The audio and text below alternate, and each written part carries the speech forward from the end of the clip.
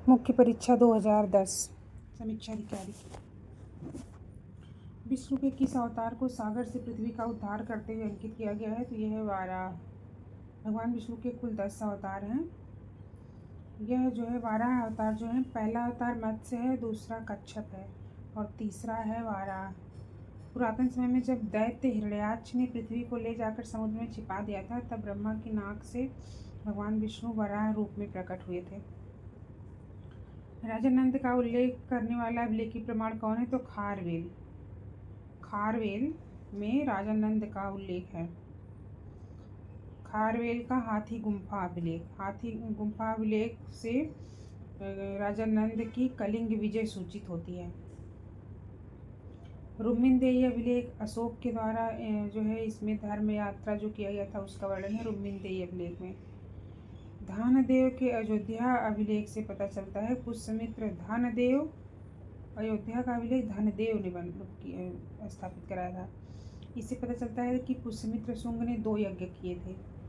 रुद्रदामन के जूनागढ़ अभिलेख के द्वारा सौराष्ट्र में सुदर्शन झील का पुनर्निर्माण की जानकारी मिलती है। तो धनदेव का अयोध्या अभिलेख, पुष्यमित्र शुंग ने 2 यज्ञ कराया था, ये पता चलता है। रुद्रदामन का जूनागढ़ अभिलेख सुदर्शन झील सौराष्ट्र से इससे संबंधित है। रुम्मिनदेही स्तंभ लेख अशोक धर्म यात्रा से संबंधित है। खारवेल का हाथी गुम्फा अभिलेख राजा नंद के बारे में इसमें उल्लेख है। सारनाथ की भूमि स्पर्श मुद्रा वाली प्रतिमा गुप्त काल से संबंधित है। सारनाथ की भूमि स्पर्श वाली बुद्ध की प्रतिमा गुप्त काल से संबंधित है। गुप्त काल की 3 मूर्तियां हैं जो मतलब इम्पॉर्टेंट हैं।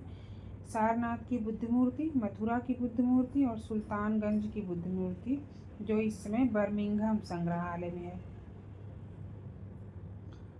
सबसे अधिक आकर्षक सारनाथ की मूर्ति है। रजत सिक्के जारी करने वाला प्रथम गुप्त शासक जो था चंद्रगुप्त प्रथम था।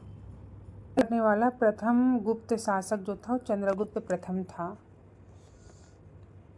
चंद्रगुप्त द्वितीय ने शक क्षत्रप रुद्र सिंह तृतीय पर विजय के उपलक्ष्य में व्याघ्र श्रेणी के चांदी के सिक्के चलाए थे। चंद्रगुप्त द्वितीय ने कब चलाए थे? तो शक क्षत्रप रुद्र सिंह तृतीय पर जब विजय प्राप्त किया था। एलोरा के कैलाश मंदिर का निर्माण राष्ट्रकूटों ने कराया था। एलोरा के कैलाश मंदिर का निर्माण राष्ट्रकूटों ने कराया था। राष्ट्रकूट शासक कृष्ण प्रथम ने एलोरा, जो जिसका कार्यकाल है 756 से 773, एलोरा के प्रसिद्ध कैलाश मंदिर का निर्माण करवाया था। इसने ब्राह्मणों को प्रभूत धन दान दिया था, बहुत ज़्यादा ही। इस्लाम से प्रभावित था नामदेव। नामदेव जाति प्रथा में विश्वास नहीं करते थे और उनके शिष्य मुसलमान हिंदू दोनों थे। ये मूर्ति पूजा और कर्मकांड के विरोधी थे। 15वीं शताब्दी में बहुत लोकप्रिय हुए थे। मुगल मनसबदारी को अकबर ने अपने शासनकाल के 11वें वर्ष में प्रारंभ किया था। तो मनसबदारी व्यवस्था किसने प्रारंभ किया था? अपने शासनकाल के 11वें वर्ष अकबर ने। इसका मुख्य आधार दशमलव प्रणाली के आधार पर पदों का विभाजन करना था। मनसबदार जो थे वो आनुवंशिक नहीं थे। मनसबदार की मृत्यु या पदच्युति के बाद यह स्वतः समाप्त हो जाता था। यह पद जो था, अकबर ने अपने अंतिम वर्षों में जाट और सवार के पदों को आरंभ किया था।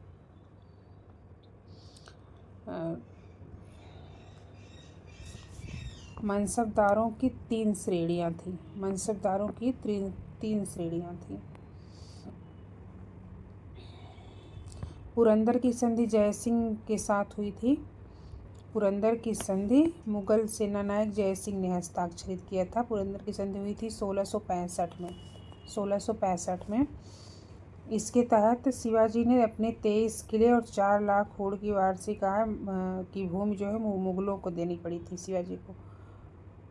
और शिवाजी ने बीजापुर के विरुद्ध मुगलों को सैनिक सहायता देने का वादा किया था पुरंदर की संधि 1665 के तहत। 2 फसलों के लिए अरहर की उपयुक्त किस्म है UPAS 120। अन्य नस्ल है इसकी नरेंद्र, बहार, मालवीय, रेमुनिया, प्रभात, शारदा, मुक्ता, पूसा गए थी टाइप 71 L115.1। निक्स एवं हाइड्रा चंद्रमा हैं बृहस्पति, इसके प्लूटो के हैं चंद्रमा थे निक्स एवं हाइड्रा। नेक्स्ट है अंतरिक्ष अनुप्रयोग केंद्र अहमदाबाद में है। अंतरिक्ष अनुप्रयोग केंद्र अहमदाबाद। राष्ट्रीय दूर संवेदन केंद्र हैदराबाद। राष्ट्रीय दूर संवेदन हैदराबाद में है। और अंतरिक्ष अनुप्रयोग केंद्र अहमदाबाद। भारतीय अंतरिक्ष अनुसंधान संगठन जो है इसरो ये बेंगलुरु में है। और विक्रम साराभाई अंतरिक्ष केंद्र तिरुवनंतपुरम में है। विक्रम साराभाई अंतरिक्ष केंद्र तिरुवनंतपुरम। नेक्स्ट है जैव विविधता के संदर्भ में हॉटस्पॉट कौन सा है? तो पूर्वी हिमालय है। पूर्वी हिमालय। भारत के 4 जैव विविधता हॉटस्पॉट हैं। पूर्वी हिमालय, पश्चिमी घाट, म्यांमार भारत सीमा, सुंडालैंड। हॉटस्पॉट का सबसे पहले प्रयोग नॉर्मन मायर्स ने 1988 में किया था। Hotspot Norman Myers 1988। वायु प्रदूषण का सबसे बड़ा स्रोत जो होता है महानगरों में परिवहन होता है, परिवहन खंड। गैसों की निश्चित मात्रा एवं अनुपात में अवांछनीय परिवर्तन हो जाता है तब वायु प्रदूषण हो जाता है।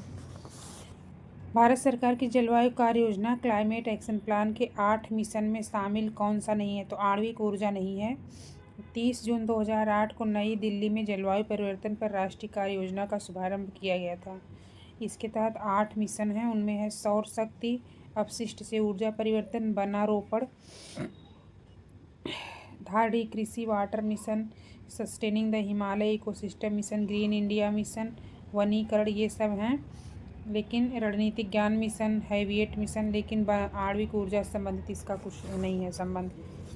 सबसे प्राचीन विश्वविद्यालय है इलाहाबाद विश्वविद्यालय। 1887 में बना था। बनारस हिंदू विश्वविद्यालय 1916 में बना। चौधरी चरण सिंह 1965 में बना।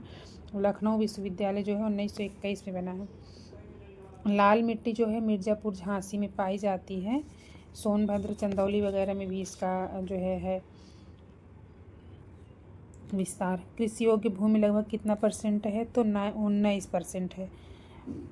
नेक्स्ट है गन्ना, आलू, दूध नंबर 1 पे है यूपी। एकमात्र मुक्त विश्वविद्यालय जो है इलाहाबाद में है। राजर्षि टंडन मुक्त विश्वविद्यालय यूपी का एकमात्र मुक्त विश्वविद्यालय है। लकड़ी के खिलौने वाराणसी, खेल का सामान मेरठ, पीतल की मूर्तियाँ मथुरा, दिया सिलाई उद्योग बरेली। हार्बर्ट रिस्ले 1901 में उत्तर प्रदेश निवास क्षेत्र जो बताया था वो कैसा है? तो आर्यो और द्रविडियन का उत्तर प्रदेश निवास क्षेत्र है। हार्बर्ट रिस्ले ने 1901 में कहा था। कर्मा लोक नृत्य है सोनभद्र का। कर्मा लोक नृत्य है छत्तीसगढ़ अंचल के आदिवासियों का। ये भादो मास की एकादशी को उपवास के पश्चात करम वृक्ष की शाखा को घर के आंगन में रोपित किया जाता है। उत्तर प्रदेश में सोनभद्र और मिर्ज़ापुर के खरवार आदिवासियों द्वारा कर्मा नृत्य किया जाता है। कर्मा नृत्य जो है नई फसल आने की खुशी में किया जाता है। नोएडा सॉफ्टवेयर एवं सूचना प्रौद्योगिकी, सीतापुर प्लाईवुड, वाराणसी रेशम उद्योग। खेल कूद का सामान आगरा और मेरठ से लिया जाता है। नेक्स्ट है एप्रिल पार्क कानपुर में है। बायोटेक्नोलॉजी पार्क लखनऊ में है। एग्रो प्रोसेसिंग जोन सहारनपुर में है। लेदर टेक्नोलॉजी पार्क उन्नाव में है। तो April park Kanpur, biotechnology park Lucknow, agro processing zone Saharanpur, leather technology park Unnao.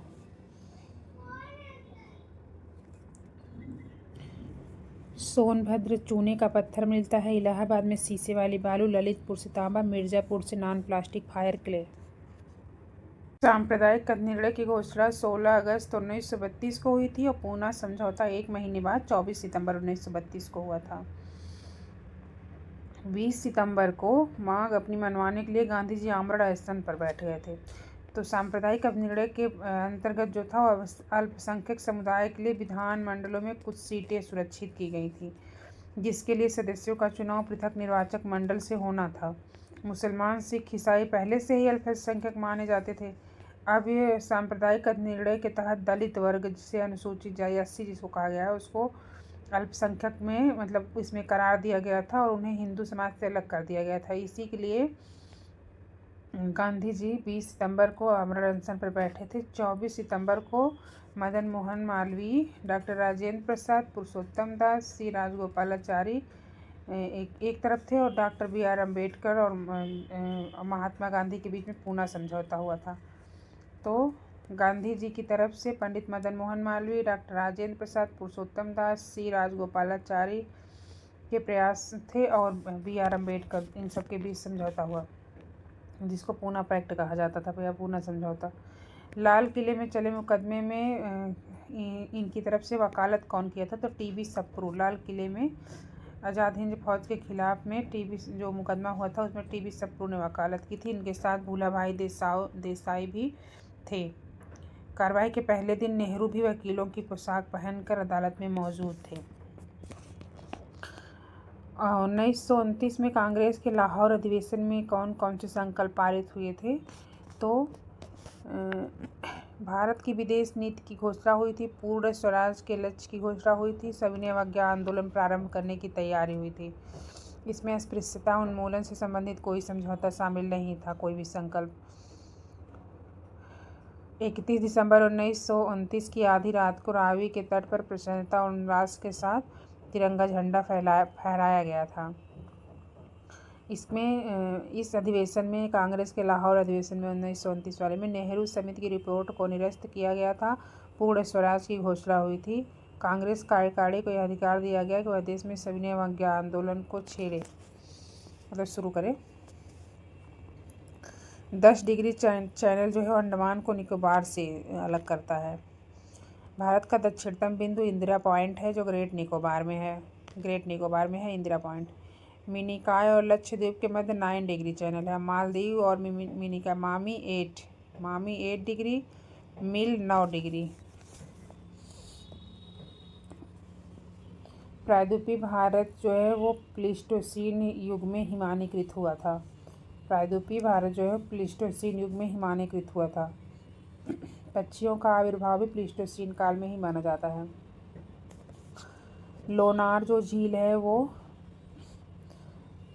Lonar झील महाराष्ट्र के बुल्ढाना जिले में एक क्रेटर झील है। नक्की झील राजस्थान में है। पुलिकट आंध्र प्रदेश में है और कोलरू झील जो है वो आंध्र प्रदेश के डेल्टा प्रदेश में बनी है। भारत का सर्वाधिक कॉफी उत्पादक राज्य जो है वो कर्नाटक है। करनपुरा कोयला क्षेत्र झारखंड का है। सिंगरेनी आंध्र प्रदेश का है, अब तेलंगाना में पड़ता है। कर्नपुरा झारखंड, सिंगरेनी तेलंगाना, नेवेली तमिलनाडु का है, और कोरबा छत्तीसगढ़ का है। तो नुमालीगढ़ जो है वो असम की है। नुमालीगढ़ असम, तातीपाका आंध्र प्रदेश, कोयली गुजरात और बरौनी बिहार से है। विषुववृत्तीय प्रदेश का पर्यावरण पौधों के अनुकूल है पर मनुष्यों के लिए नहीं, तो बिल्कुल सही है। और विषुववृत्तीय प्रदेश में औसत वार्षिक तापांतर बहुत कम है। दोनों कथन सही है लेकिन व्याख्या नहीं है। ग्रैंड बैंक जो है वो उत्तरी अमेरिका के पूर्वी तट पर स्थित है। ग्रैंड बैंक उत्तरी अमेरिका के पूर्वी तट पर स्थित है। यहाँ पर ग्रैंड बैंक के पास लेब्रेडोर की ठंडी धारा और गल्फ स्ट्रीम की गर्म धारा मिलती है। यहाँ प्लैंकटन अधिक होता है तो मत्स्यन जो है काफ़ी अच्छा होता है। लेब्राडोर और गल्फ स्ट्रीम मिलती है ग्रैंड बैंक के पास, अमेरिका के पूर्वी तट पर। रुकवा झील जो तंजानिया में है, यहाँ से कोयला उत्पादन बहुत बड़े पैमाने पर किया जाता है। रिफ्ट घाटी में है ये। झील के पास के मुज, नामवेले और कोमोलो क्षेत्र में कोयला उत्पादन होता है।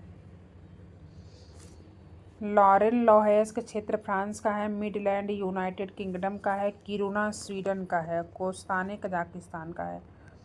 तो लॉरेन फ्रांस, मिडलैंड जो है वो यूके का है। Midland UK, Kiruna Sweden, कोस्ताने Kazakhstan. Osaka को पूर्व का मैनचेस्टर कहा जाता है। जापान का उत्तरी होन्शु क्षेत्र सूती वस्त्र के लिए है। एशिया में जापान जलयान निर्माण में उद्योग में अग्रणी है। जापान को निप्पन भी कहा जाता है और पूर्व का ग्रेट ब्रिटेन भी कहा जाता है। होन्शु द्वीप पर इसकी राजधानी टोक्यो जो है वो स्थित है और यह विश्व का सबसे बड़ा नगर भी है होन्शु।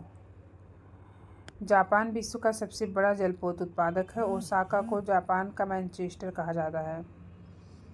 यावाटा को जापान का पिट्सबर्ग, नागोया को डेट्रॉयट कहा जाता है जापान का। जापान के लौह इस्पात क्षेत्र पूर्वी तटीय क्षेत्रों में है। जापान के पूरब में है लौह इस्पात क्षेत्र, इसका जो उद्योग है। लैप्स जनजाति जो है स्कैंडिनेविया की है। Lapse Scandinavia.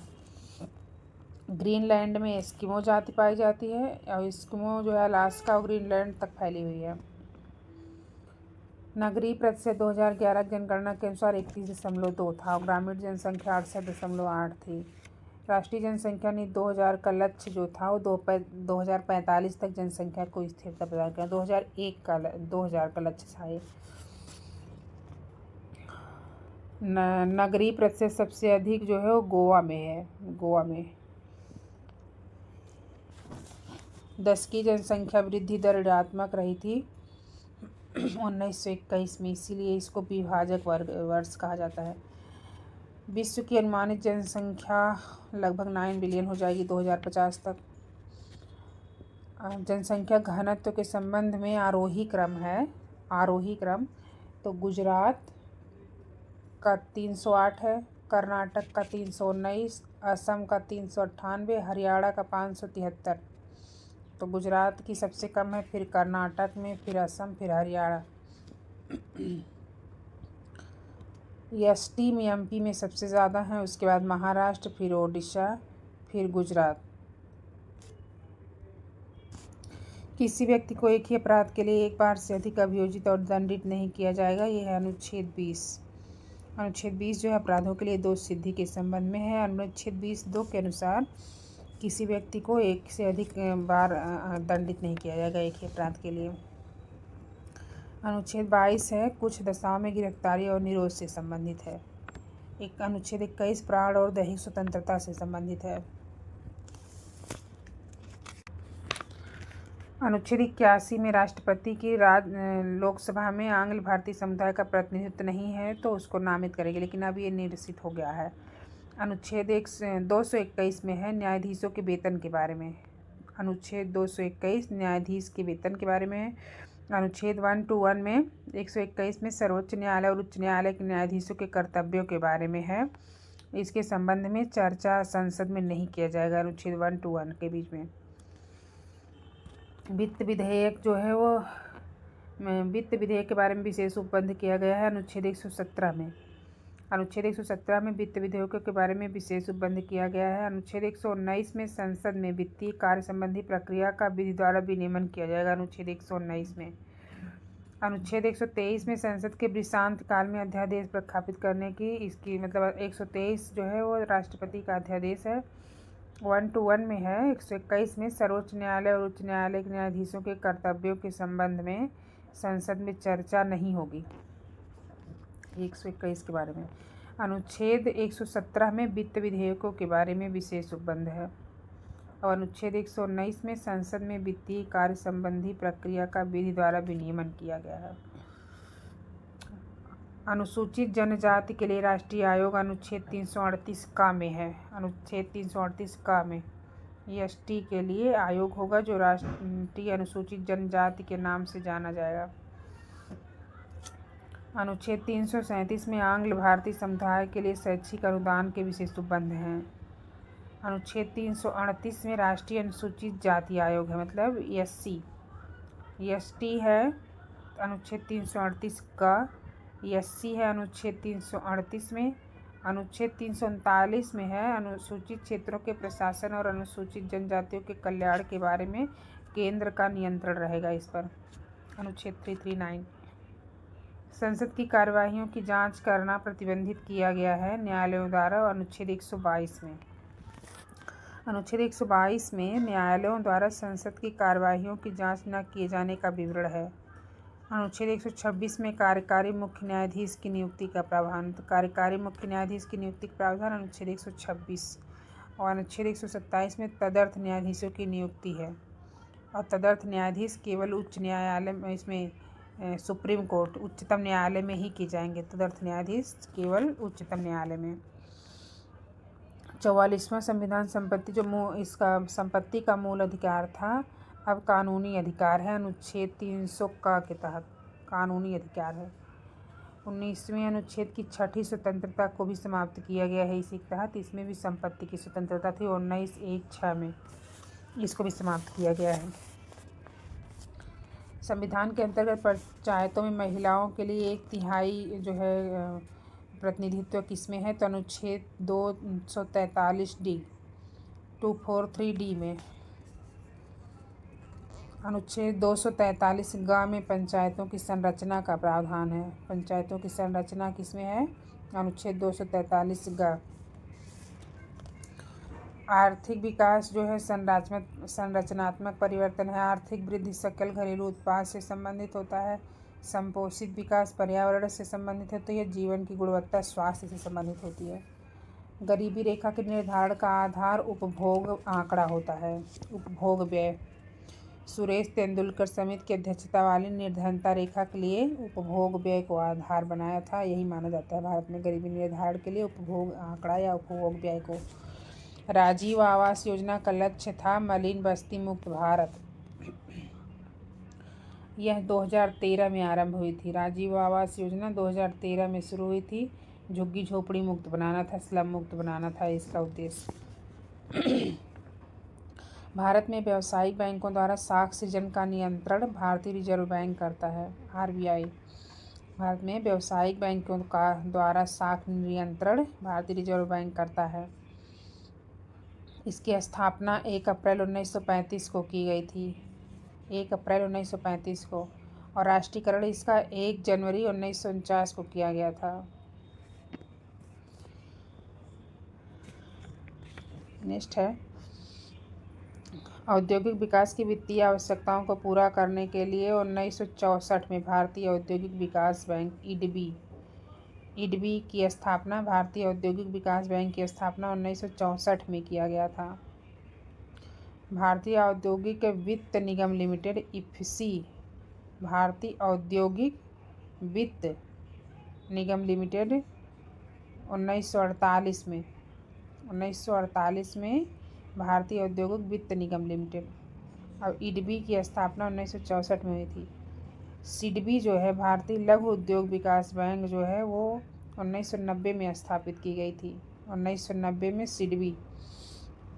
भारतीय औद्योगिक साख एवं निवेश जो ICICI की स्थापना है 1955 में किया गया था।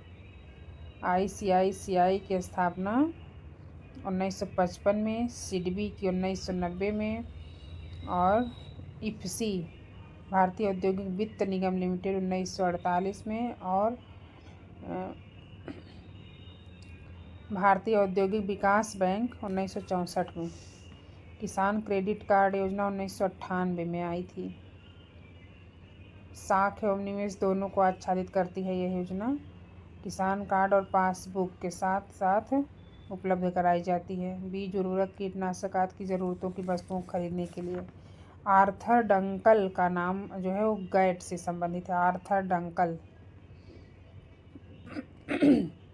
गैट की स्थापना जो है GATT की स्थापना 1947 में हुई थी। और WTO की स्थापना 1995 में। गेट 1947 में और WTO 1995 में। विश्व व्यापार संगठन के अंतर्गत कृषि पर समझौते के मुख्य 3 स्तंभों में एक सम्मिलित नहीं है, तो डंपिंग रोधी और प्रतिपूरक चुंगियां सम्मिलित नहीं हैं। बाकी बाजार पहुंच, आंतरिक समर्थन, निर्यात प्रतियोगिता ये सभी शामिल हैं कृषि पर समझौते में। 1947 में गेट की स्थापना हुई। बहुराष्ट्रीय व्यापार प्रणाली के विकास के फलस्वरूप 1 जनवरी 1995 को WTO का स्थापना हुई। WTO के कृषि पर समझौते के 3 स्तंभ हैं: बाजार पहुंच, आंतरिक समर्थन और निर्यात प्रतियोगिता। प्रत्यावर्ती विद्युत धारा को दिष्ट धारा में परिवर्तित किया जाता है रेक्टिफायर द्वारा। प्रत्यावर्ती धारा को दिष्ट धारा में रेक्टिफायर द्वारा परिवर्तित किया जाता है। डायनमो जो है वो यांत्रिक ऊर्जा को विद्युत ऊर्जा में परिवर्तित करता है और विद्युत मोटर विद्युत को यांत्रिक में। ट्रांसफार्मर जो होता है उच्च एसी वोल्टेज को निम्न एसी वोल्टेज में बदलता है और निम्न एसी वोल्टेज को उच्च एसी वोल्टेज में। एसी को एसी में ही बदलेगा, उच्च को निम्न में, निम्न को उच्च में। किसी व्यक्ति का पूरा प्रतिबिंब देखने के लिए उसके पास जो है व्यक्ति की ऊंचाई का आधा होना चाहिए। प्रतिबिंब दुगनी चाल से पास या दूर आता जाता है। जब कोई व्यक्ति समतल दर्पण के सामने चलता है तो प्रतिबिंब दुगनी चाल से पास आता है और दुगनी ही चाल से दूर जाता हुआ प्रतीत होता है। भूमि में गुरुत्वाकर्षण जल 1/3 एटमॉस्फेयर पर रहता है, 1/3 एटमॉस्फेयर तनाव पर रहता है। और पृष्ठ तनाव वह बल है जो द्रव के पृष्ठ पर खींची गई काल्पनिक रेखा की इकाई लंबाई पर रेखा के लंबवत कार्य करता है। फुलरीन ये सभी कार्बन के अपर रूप हैं। ऑक्सो कार्बन इसका अपर रूप नहीं है। खाद्य पदार्थों के परिरक्षण के लिए सोडियम बेंजोएट का यूज किया जाता है। सोडियम बेंजोएट और सोडियम क्लोराइड सोडियम तथा क्लोरीन का यौगिक है जो समुद्री नमक में पाया जाता है। Bleaching powder calcium oxychloride. Bleaching powder calcium oxychloride. Bleaching powder ठोस बुझे हुए चूने में से क्लोरीन प्रवाहित करके बनाया जाता है। इसका यूज विरंजक के रूप में होता है। कागज़ कपड़ा उद्योग में जल को संक्रमण रहित बनाने के लिए भी इसका यूज किया जाता है। Calcium oxychloride. लौंग में पाया जाने वाला सारभूत तेल जो है वो है यूजिनाल। लौंग से यूजिनाल प्राप्त किया जाता है। लौंग एक प्रकार का मसाला है। अजोला एक जलीय फर्न है। यह जलोद्भिद पौधों की भांति होता है। धान के खेत में उथले पानी में उगाई जाती है। जैव उर्वरक का काम भी करता है ये जैव उर्वरक। विटामिन सी जो है वो लौह के अवशोषण में मतलब आयरन के अवशोषण में विटामिन सी मदद करता है। और आरबीसी के निर्माण में सहायता करता है विटामिन सी। लौह मेटाबोलिन को नियंत्रित करके आरबीसी के निर्माण में सहायता करता है। स्कार्बिक एसिड इसका नाम होता है, कमी से स्कर्वी होता है। वृक्क से मूत्र की मात्रा का निस्तारण जो है वो एडीएच द्वारा वृक्क से मूत्र की मात्रा का निस्तारण एडीएच हार्मोन द्वारा नियंत्रित होता है। इसे वैसोप्रेसिन या एंटी डाईयूरेटिक हार्मोन एडीएच भी कहते हैं। एंटी डाईयूरेटिक हार्मोन या वैसोप्रेसिन,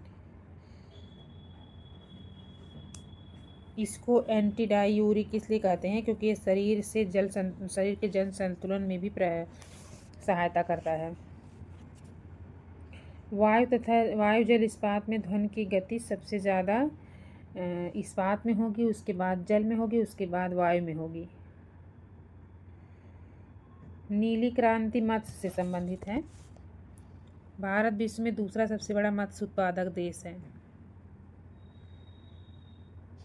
राष्ट्रीय बागवानी मिशन का उद्देश्य जो है बागवानी क्षेत्र में ऊंची समृद्धि प्राप्त करना, शस्योत्तर व्यवस्था, पोस्ट हार्वेस्ट मैनेजमेंट को प्राप्त करना, मानव संसाधन का विकास करना। और राष्ट्रीय बागवानी मिशन 2005-06 में शुरू किया गया था। 2005-06 में शुरू किया था राष्ट्रीय बागवानी मिशन।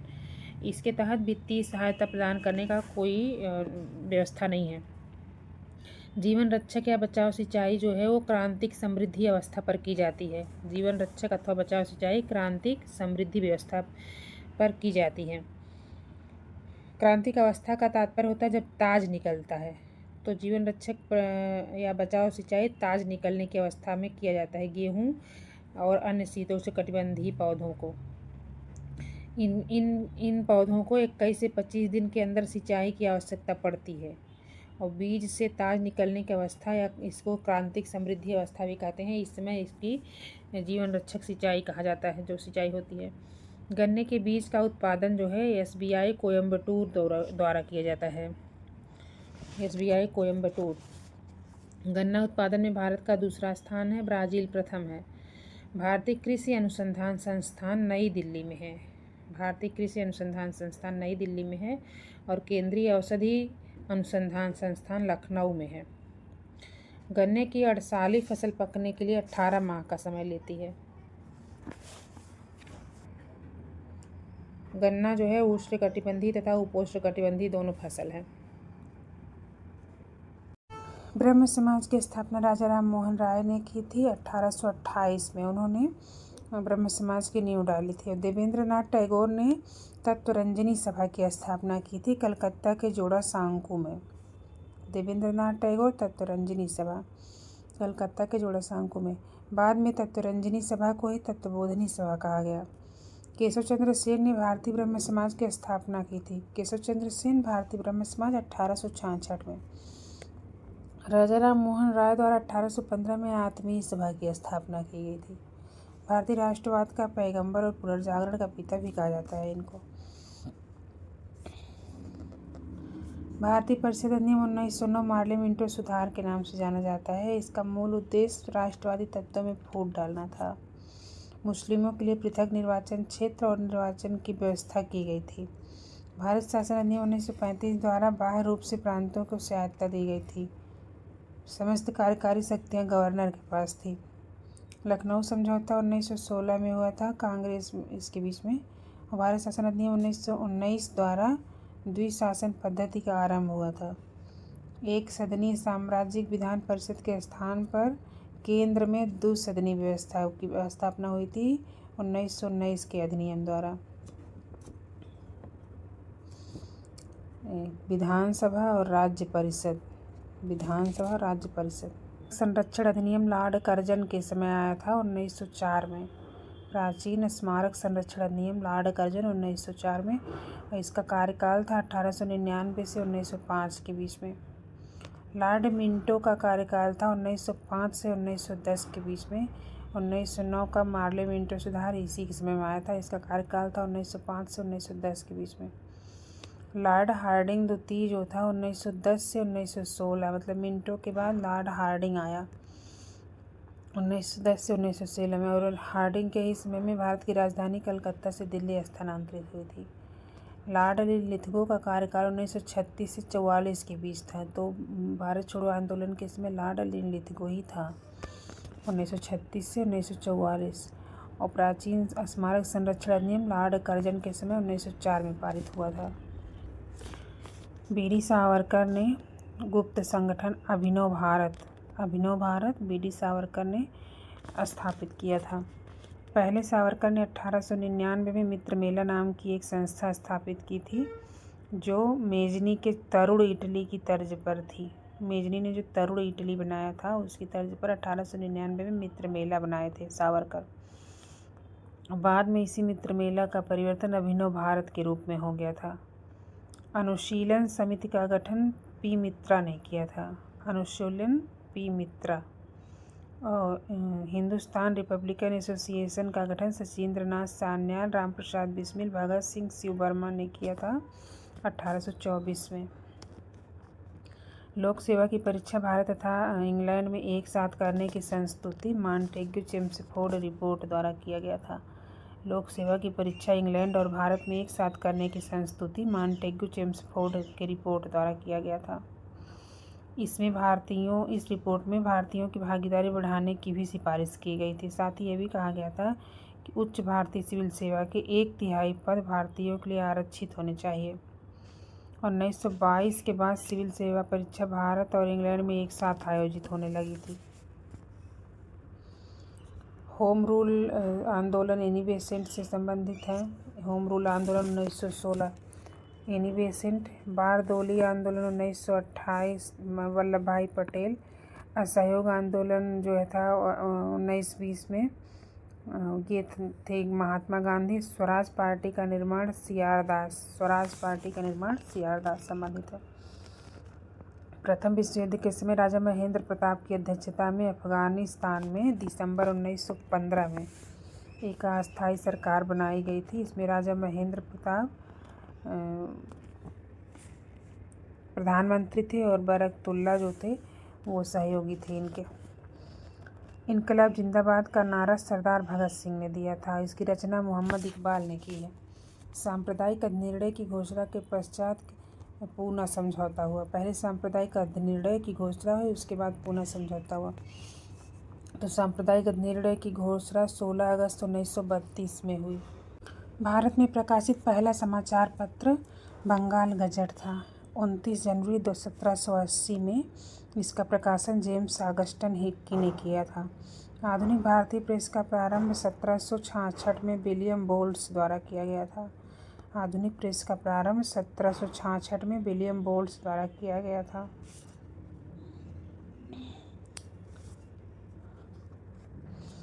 ब्रह्म समाज की स्थापना राजाराम मोहन ने किया था 1828 में, और देवेंद्रनाथ टैगोर ने कलकत्ता के जोड़ा सांकू में तत्वरंजनी सभा देवेंद्रनाथ टैगोर कलकत्ता के जोड़ा सांगू में किया था। तत्वरंजनी सभा को ही बाद में तत्वबोधिनी सभा कहा गया। केशव चंद्र सेन ने भारतीय ब्रह्म समाज की स्थापना 1866 में किया था। केशव चंद्र सेन ने भारतीय ब्रह्म बक्सर का युद्ध 22 अक्टूबर 1764 को हुआ था। अंग्रेज और नवाब मीर कासिम के समय, मीर कासिम के बीच हुआ था, अंग्रेज और मीर कासिम। और इसमें बंगाल का नवाब जो था वो मीर जाफर था। अंग्रेज कासिम लड़े थे आपस में। लॉर्ड वेलेस्ली द्वारा 1798 में सहायक संधि प्रणाली शुरू की गई थी। इसके अंतर्गत सर्वप्रथम हैदराबाद 1798 में इसने स्वीकार किया था। हैदराबाद में सहायक संधि स्वीकार किया था।